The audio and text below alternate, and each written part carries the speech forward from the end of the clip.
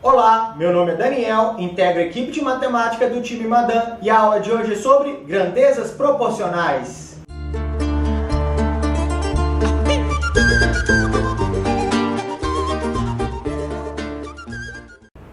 Os conceitos de grandezas diretamente proporcionais e inversamente proporcionais são muito importantes, principalmente no estudo da física.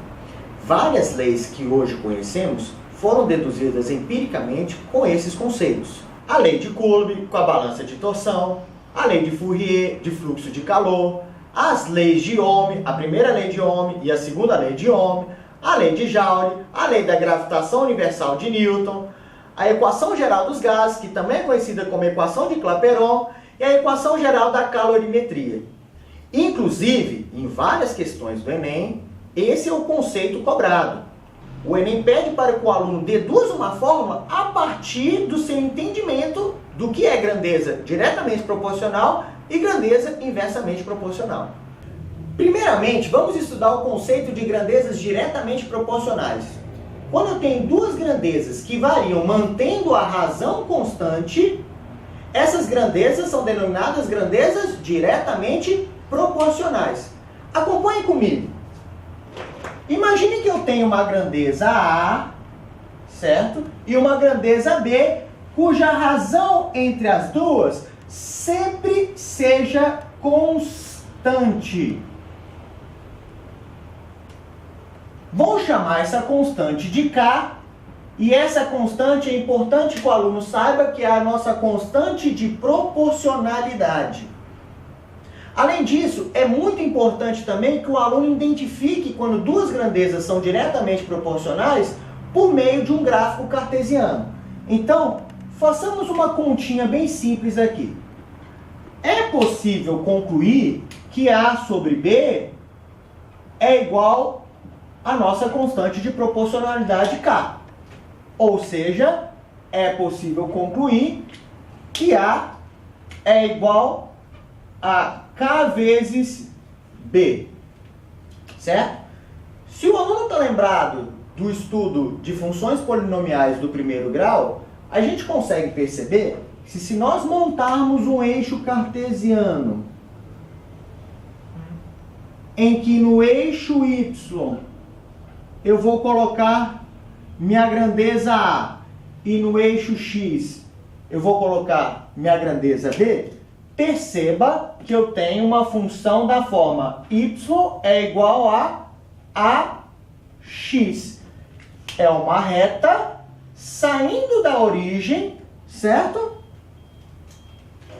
Dessa forma aqui. Tá? Esse é o gráfico que caracteriza duas grandezas diretamente proporcionais. Além disso, esse gráfico nos fornece a constante de proporcionalidade. Como é que eu posso calcular a constante de proporcionalidade por meio desse gráfico? Basta eu pegar um ponto da reta, certo? Esse ponto da reta vai ter uma determinada abscissa B e vai ter uma determinada ordenada A. Além disso, eu sei que essa reta faz um ângulo que eu vou chamar de ângulo alfa com o eixo X. Podemos perceber que o cateto oposto, a gente formou um triângulo retângulo, e o cateto oposto ao ângulo alfa é justamente a medida A.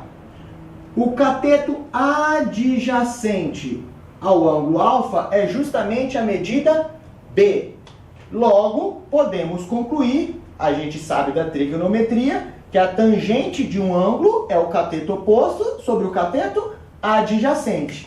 Quando calculamos o cateto oposto sobre o cateto adjacente, chegamos à seguinte razão.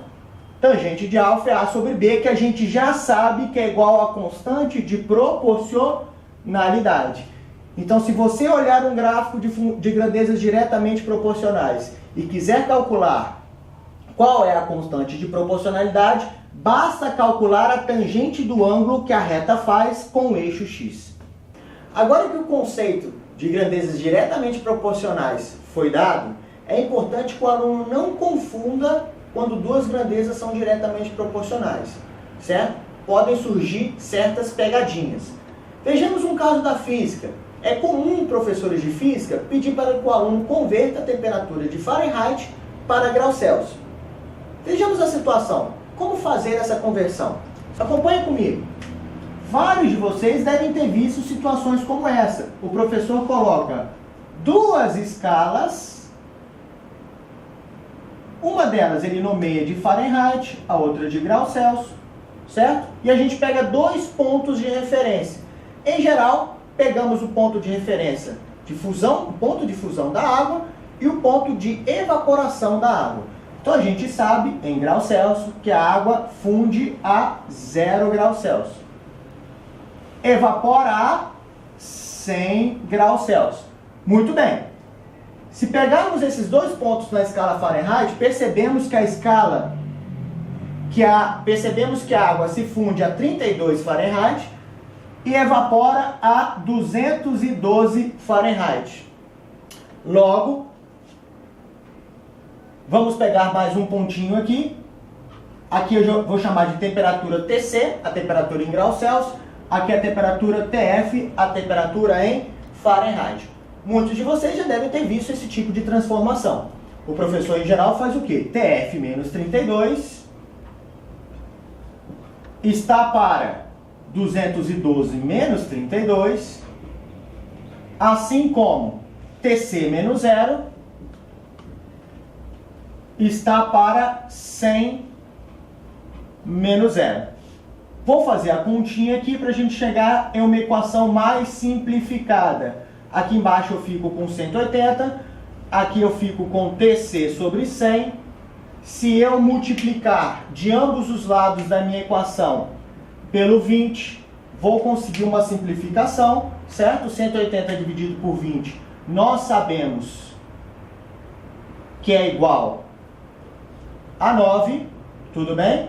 E que TC dividido por 20 é igual a 5, certo? E eu vou tentar isolar essa variável temperatura em Fahrenheit. Como é que eu isolo? Passo 9 multiplicando e 32 somando. Então eu vou chegar que TF é igual a 9/5 de TC mais 32. 9/5, se a gente transformar para decimal, é 1,8 TC mais 32. Agora que chegamos nessa transformação, é muito comum que o aluno tenha o seguinte conceito enraizado. Já que eu pude fazer essa espécie de regra de 3 aqui, o aluno na hora responde. Se eu perguntar se as grandezas Fahrenheit e a grandeza graus Celsius são grandezas diretamente proporcionais, vários de vocês vão responder que são diretamente proporcionais, mas elas não são diretamente proporcionais. Tá? Esse erro é muito comum porque alguns alunos acreditam que para duas grandezas serem diretamente proporcionais, quando uma aumenta, a outra também tem que aumentar. Mas esse conceito é errôneo, é falho. Certo? O aluno tem que ter em mente que grandezas são diretamente proporcionais quando a razão entre elas é uma constante. Justamente a constante de proporcionalidade. Tá? Um modo simples, uma maneira simples do aluno ver se a temperatura em Fahrenheit e a temperatura em graus Celsius são grandezas diretamente proporcionais, é você zerar uma das grandezas. Quando você zera uma das grandezas, a outra também tem que zerar, porque a gente viu agora anteriormente que o gráfico tem que sair da origem. Perceba que se a temperatura em graus Celsius for 0, a temperatura em Fahrenheit não é 0. Ou seja, se eu fizer um eixo cartesiano representando a temperatura em Fahrenheit e a temperatura em graus Celsius, a gente vai perceber que isso aqui é uma equação ou uma função polinomial do primeiro grau. Ou seja, eu tenho uma reta crescente, mas que não sai da origem. Sai de um ponto cuja ordenada é 32. E agora vem a pergunta. Professor, mas se essas grandezas não são diretamente proporcionais, o que possibilitou com que você fizesse essa proporcionalidade, essa regra de 3, como os alunos gostam de chamar? Perceba que em nenhum momento eu disse que a temperatura em Fahrenheit está para a temperatura em graus Celsius. Eu fiz a proporcionalidade entre as diferenças, certo? Porque a variação em Fahrenheit e a variação em graus Celsius, essas sim são grandezas diretamente proporcionais. Perceba, então, que quando eu vario 180 Fahrenheit, eu vario 100 graus Celsius. Além disso, se eu não variar nada aqui, eu não vario nada aqui, caracterizando que as variações em Fahrenheit e a variação em graus Celsius, essas sim são grandezas diretamente proporcionais. Façamos a razão. Delta TF, a variação da temperatura em Fahrenheit, dividido por delta TC, é justamente 180 dividido por 100, que é 1,8. Observe que é o mesmo coeficiente angular da reta aqui. Ou seja, eu chego à seguinte equação. Delta TF é igual a 1,8 delta TC. Isso sim é uma equação que representa duas grandezas diretamente proporcionais. Se eu fizer o gráfico cartesiano dessas duas grandezas, ΔTF e ΔTC, colocando aqui ΔTC, colocando aqui ΔTF, eu vou ter um gráfico saindo da origem. E o mais importante de tudo é o aluno perceber que o ângulo que eu tenho aqui, que eu vou chamar de ângulo alfa, é o mesmo ângulo que eu tenho aqui. Certo? Porque a tangente de alfa, nesse caso, é 1,8 e a tangente de alfa, nesse caso, também é 1,8. Então é muito importante que o aluno tenha em mente que Fahrenheit e graus Celsius não são grandezas diretamente proporcionais, porque não é uma reta que sai da origem. A variação em Fahrenheit e a variação em graus Celsius, essas sim são grandezas diretamente proporcionais. Porque aqui sim eu tenho uma grandeza, uma reta que sai da origem. Agora que já discutimos o conceito de quando duas grandezas são diretamente proporcionais, vamos discutir quando duas grandezas são inversamente proporcionais. Se duas grandezas variam mantendo o produto constante, essas grandezas são inversamente proporcionais. Acompanhe comigo. Suponha que eu tenho uma grandeza A, cujo produto com uma grandeza B é igual a uma constante. Essa agora é nossa constante de proporcionalidade e é igual ao produto das duas grandezas. Nesse caso, a gente tem duas grandezas que são inversamente proporcionais. Vejamos como que fica a função de uma em relação à outra para montarmos nosso gráfico cartesiano. Então, eu posso falar que A vezes B é igual a 1K e eu posso dividir a equação toda por B, obtendo A igual a K sobre B. Perceba ainda que eu posso escrever A igual a K sobre B de um modo um pouquinho diferente. Eu posso escrever que A é igual a K vezes 1 sobre B. Ou seja, dizer que duas grandezas são inversamente proporcionais é a mesma coisa que dizer que essas duas grandezas são diretamente proporcionais. No entanto, A é diretamente proporcional ao inverso de B. Certo? Então, esse conceito de grandezas diretamente proporcionais e inversamente proporcionais estão intimamente ligados. Né? Porque quando duas grandezas são inversamente proporcionais, eu posso dizer que uma delas é diretamente proporcional ao inverso da outra. Logo, o aluno não está muito familiarizado com esse tipo de gráfico. Esse é um gráfico dessa espécie aqui, ó. Y é igual a K sobre X. É um gráfico cuja curva no plano cartesiano é uma hipérbole. Como é a cara de uma hipérbole? Vejamos como é a cara de uma hipérbole. Se eu fizer um eixo Y aqui, um eixo X aqui, colocar no eixo Y a grandeza A, colocar no eixo Y a grandeza B, a minha hipérbole tem essa cara aqui, ó. Certo? Então, essa é a cara de um gráfico cujas grandezas são inversamente proporcionais. A partir do momento que entendemos quando duas grandezas são inversamente proporcionais, ou seja, quando o produto entre elas se mantém constante, vejamos um exemplo aqui. Vamos pegar outro exemplo na física. Na física é muito comum estudarmos na termodinâmica a equação geral dos gases perfeitos, que alguns alunos conhecem como equação de Clapeyron. Tá? Então, para quem não lembra, eu vou escrever a equação no quadro e vamos discutir algumas grandezas que aparecem nela. A equação é a seguinte: a pressão de um gás ideal vezes o volume que esse gás ocupa é igual ao número de mols desse gás vezes a constante R vezes a temperatura do recipiente em que esse gás está armazenado, certo? Então agora vamos fazer a seguinte análise. Suponha que eu tenha um gás cuja temperatura é constante. Se a temperatura é constante e o gás está armazenado no recipiente, o número de mols também é constante.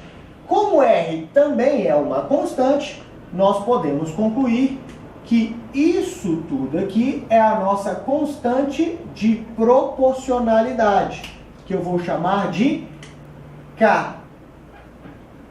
Logo, percebemos que a pressão e o volume, no momento que a temperatura é constante, a pressão e o volume são grandezas inversamente proporcionais.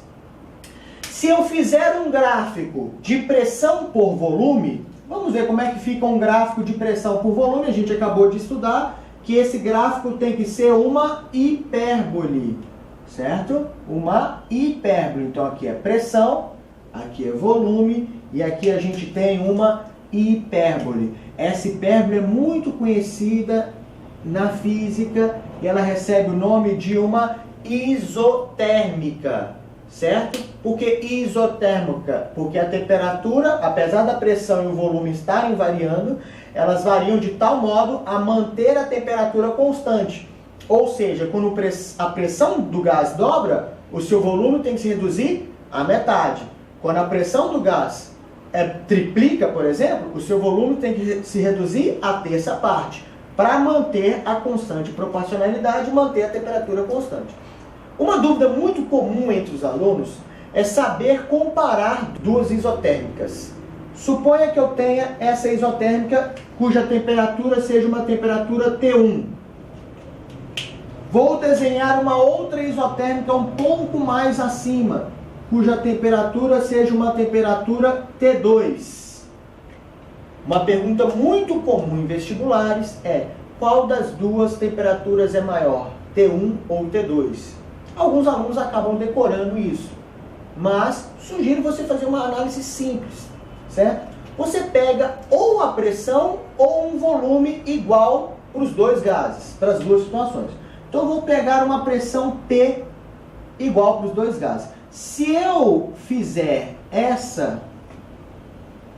esse pontilhado, perceba que aqui eu tenho um volume V1 da primeira isotérmica e um volume V2 da segunda isotérmica. Só de olhar para o gráfico, eu percebo que V2 é maior que V1. Então, vamos escrever exatamente isso. V2 é maior que V1. Se eu multiplicar dos dois lados pela pressão, que é igual em ambos os casos, certo? Perceba que aqui a pressão é igual em ambas as situações. Eu vou chegar à seguinte conclusão, que P vezes V2 é maior que P vezes V1.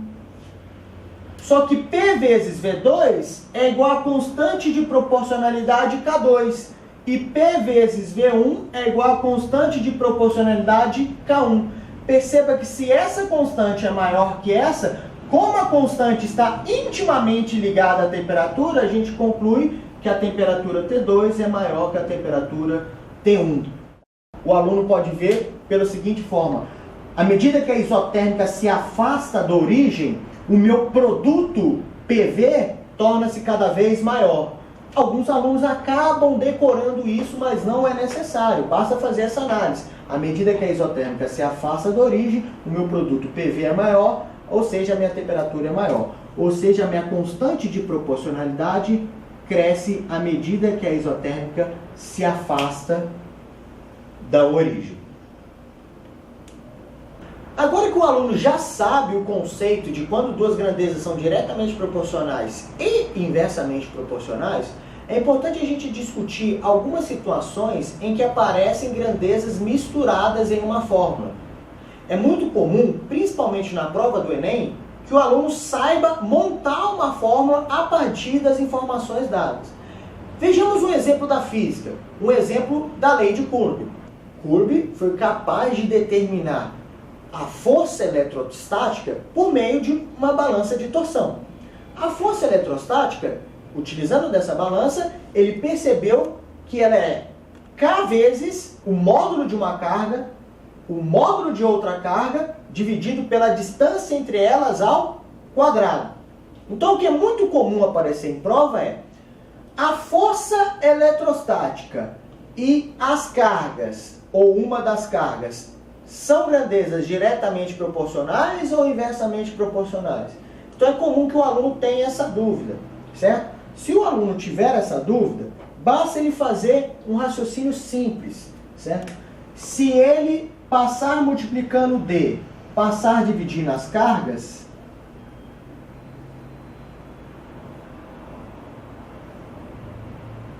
ele vai chegar nessa situação.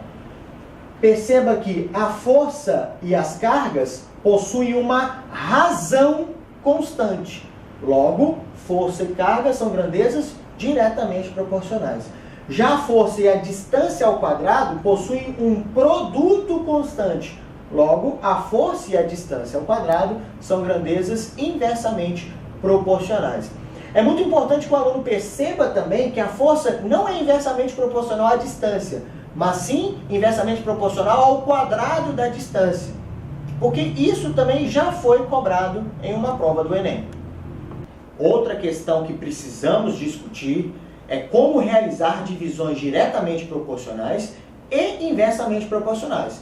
Então, vamos resolver um exemplo que eu gosto de chamar de problema da herança, certo? Então, eu vou ler o problema com vocês e nós vamos fazer a divisão primeiro no caso diretamente proporcional e depois no caso inversamente proporcional. Então a questão diz o seguinte: ao morrer, um fazendeiro deixa uma herança a seus 4 filhos.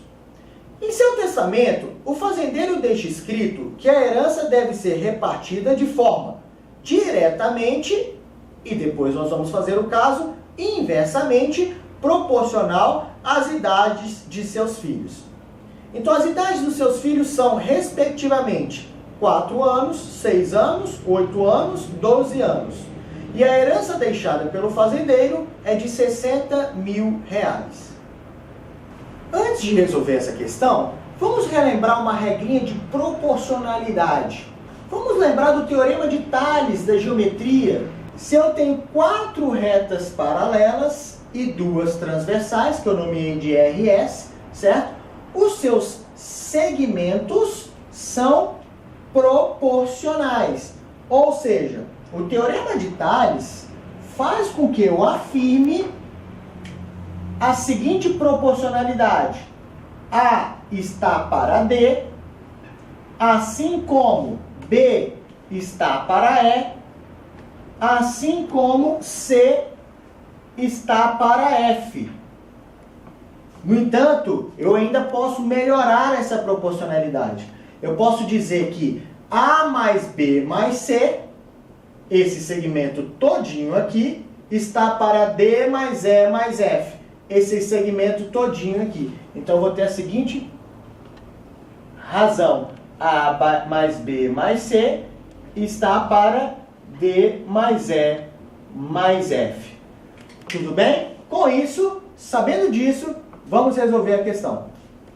Agora que relembramos a regrinha de proporcionalidade que advém do Teorema de Tales, vamos resolver o problema, primeiramente fazendo a divisão diretamente proporcional. Então aqui está escrito que o fazendeiro deixou uma herança de 60 mil reais e as idades dos filhos são 4 anos, 6 anos, 8 anos e 12 anos. Ou seja, eu vou falar que a parte que o filho mais novo vai receber, eu vou chamar de X, a parte que o filho de 6 anos vai receber, eu vou chamar de Y, a parte que o filho de 8 anos vai receber, eu vou chamar de Z, e a parte do filho de 12 anos vai receber, eu vou chamar de W. Antes de resolver a questão, o aluno deve ter ciência de que o filho que vai receber a menor parte é o filho com 4 anos. E o filho, logicamente, o filho que vai receber a maior parte é o filho com 12 anos, porque eu tenho uma divisão diretamente proporcional às suas idades. Então, o método de resolução dessa questão é muito simples. Basta a gente analisar as duas equações abaixo. Primeiro, a somatória do quanto cada um vai receber tem que ser de 60 mil reais. Além disso, como as divisões são diretamente proporcionais às idades, eu posso afirmar que a razão entre o que cada um vai receber e sua respectiva idade é igual a uma constante. Ou seja, x dividido por 4 é igual a y dividido por 6, que é igual a z dividido por 8, que é igual a w dividido por 12, que é igual a minha constante de proporcionalidade. Então o aluno fala, mas professor, eu vejo muitas incógnitas, como é que eu resolvo esse tipo de questão? Bom, gente, agora vai vir o pulo do gato. Se você lembra o que eu falei agora há pouco sobre o Teorema de Tales, sobre as regrinhas de proporcionalidade, eu posso fazer a seguinte sacada. Eu posso igualar isso daqui da seguinte forma, ó. Se isso está para isso, isso está para isso, isso está para isso, isso está para isso, eu posso falar que x mais y mais z mais w está para 4 mais 6 mais 8 mais 12. Ou seja, gente, aprendam uma coisa. Em uma divisão diretamente proporcional, a constante K ela é igual à herança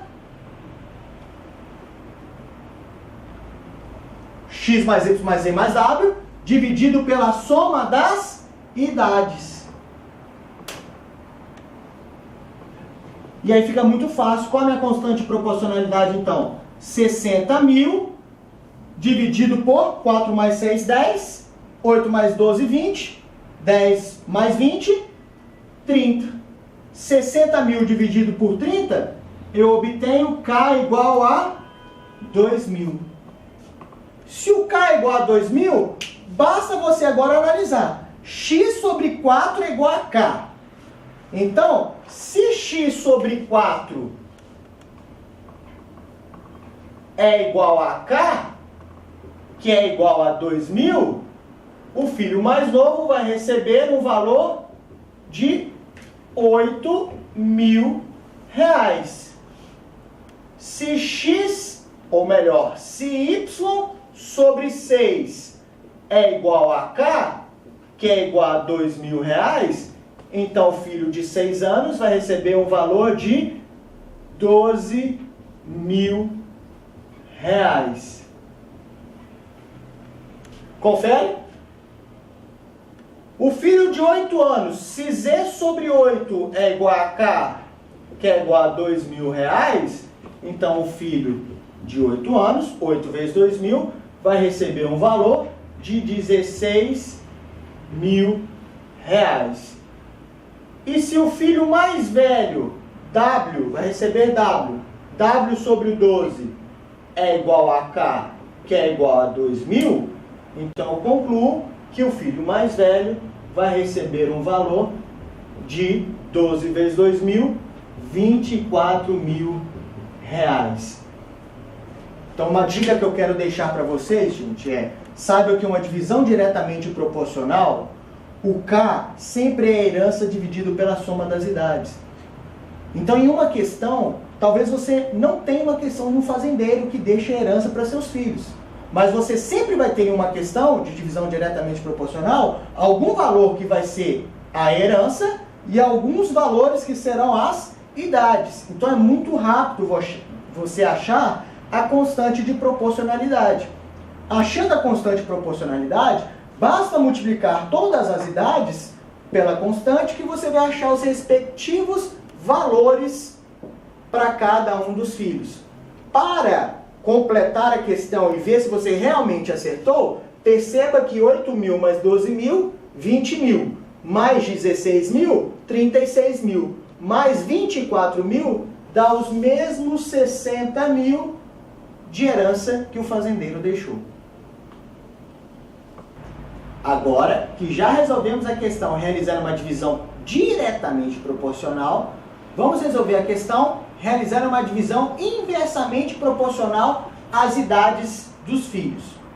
Então, vejamos como resolver o caso inversamente proporcional. Vamos seguir a mesma linha de raciocínio.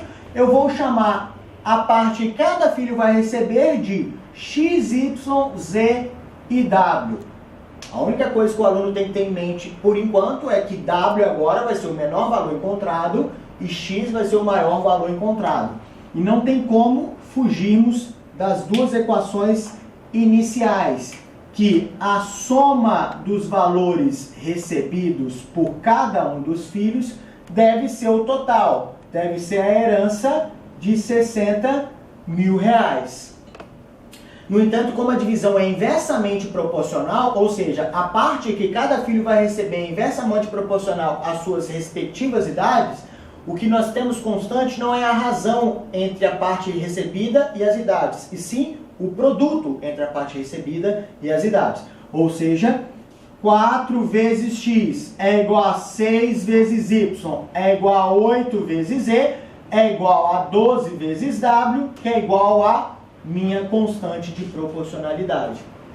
Há um modo rápido de achar quem é a constante de proporcionalidade.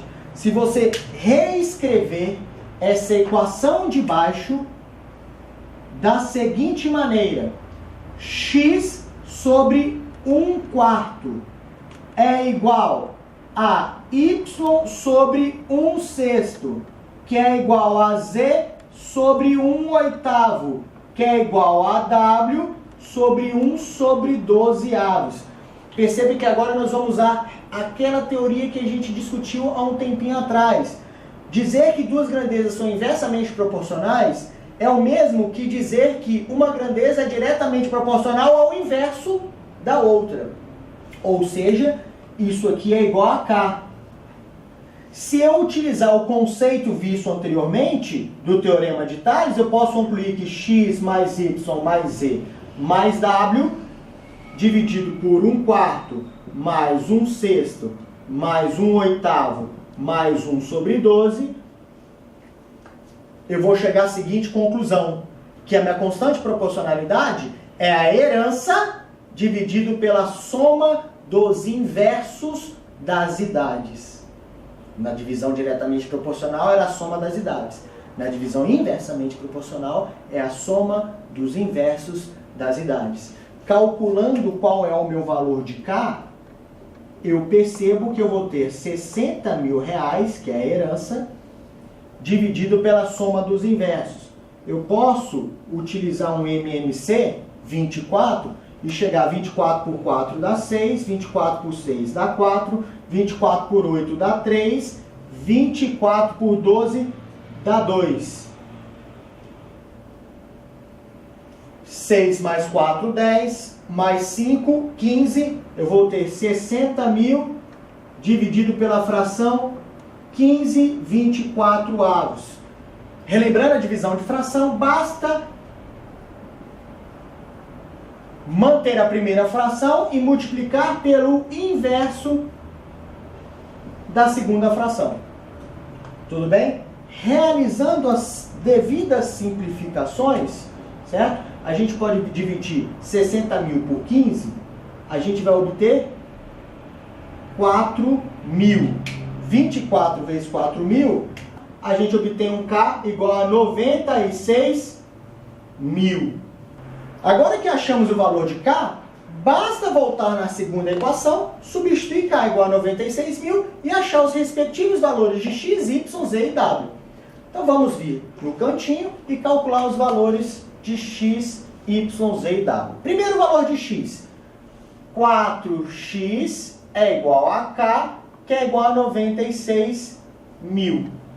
Ou seja, X é igual a 96.000 dividido por 4. Ou seja, X é igual a 24.000 reais. Esse é o valor que o filho mais novo vai receber numa divisão inversamente proporcional. Agora vejamos quanto o filho de 6 anos vai receber. 6y é igual a k, que é igual a 96.000, ou seja, y é igual a 96.000 dividido por 6. Fazendo essa continha, percebemos que y em reais é igual a 16.000 reais. Agora vamos calcular quanto o filho de 8 anos vai receber.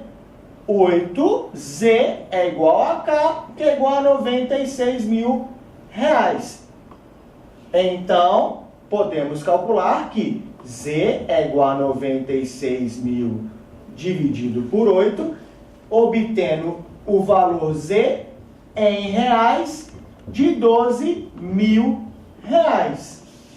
Para finalizar, quanto o filho mais velho vai receber? 12w é igual a k, que é igual a 96.000 reais. W é 96.000 dividido por 12.